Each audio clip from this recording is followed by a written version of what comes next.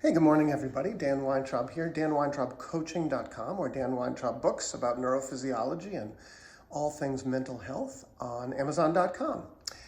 And I have my Starbucks, which is seriously important for my mental health. Now, granted, it doesn't have to be Starbucks, and this is not a commercial for Starbucks, but there is something very important about caffeine and how it keeps the dopamine centers just a little bit tweaked in our brains so that we can get a little bit more of the bliss chemistry, but not at the expense of anything bad. So anyway, I'm a big fan of coffee, but that's not what this video is about. This video is about the Olympics, and it's about Simone Biles, and it's about her and Aaron Rodgers, and about athletes beginning to talk about mental health. And again, if you've been following my work, if you've been watching my videos, if you've been reading my books, you know that I believe we lead with physiology, that we are physiological beings, that our minds ascribe psychological jargon and stories and narrative to our physiological experience. And so we say things like, I feel a lot of stress, it's putting me under a lot of strain, and we call these mental health issues, but they are more than that. They are physiological health issues. They are nervous system health issues.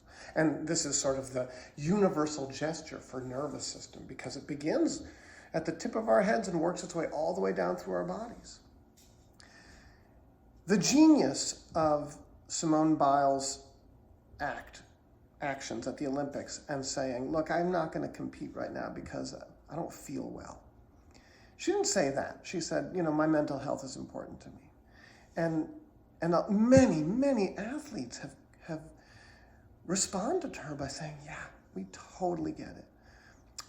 Understand that when you are a high-level competitive athlete, or if you are a Wall Street banker or investment person who used to be on the floor of Wall Street, if you ever saw the movie Trading Places, you'll know what I mean. That was actually the commodities exchange, but same idea. All of these endeavors, these human endeavors, are cortisol and adrenaline productive. Cortisol, as we know, is the stress hormone in quotation marks. It serves an important purpose in many respects, as does adrenaline. They both neurotransmitters, hormones, serve very important purposes and have historically and throughout human history served an important purpose for us. Adrenaline, we get scared, our amygdala goes whoop, the adrenal glands that are attached to our kidneys, I believe, go whoop, and we get that surge, our heart starts racing, our blood flow changes, we start to perspire, it compels us to action. You can read about it, right? Adrenaline 101. It's bad for your body. It's bad for your health. It's bad for your physiological health. And the more and more cortisol and adrenaline you access and that you experience, the more your body deteriorates. And we, of course, ascribe story and narrative to this. We talk about things like post-traumatic stress disorder and complex CPTSD, complex post-traumatic stress disorder, and the repeated insults to our bodies and to our minds that occur in our lives. These are physiological injuries. We call them psychic injuries because that's how we perceive of things. Our minds are always trying to make sense of our physiological experience. And so we have this compulsion to understand why this is happening to my body. Why am I feeling like this?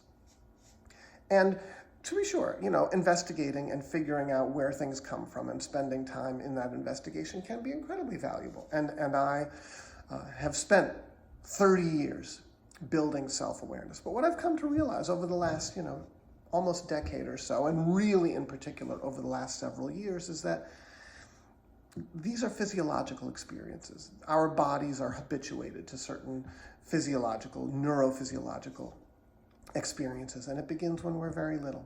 And it becomes reified. It becomes the place that we're drawn to. We're drawn to adrenaline. We're drawn to cortisol. We're drawn to noradrenaline. We're drawn to these sensations in our bodies. And it makes you feel sick. It makes people feel sick Why do athletes throw up oftentimes before big competitions? Why do we say things like, oh, I love that feeling of like just before the big game?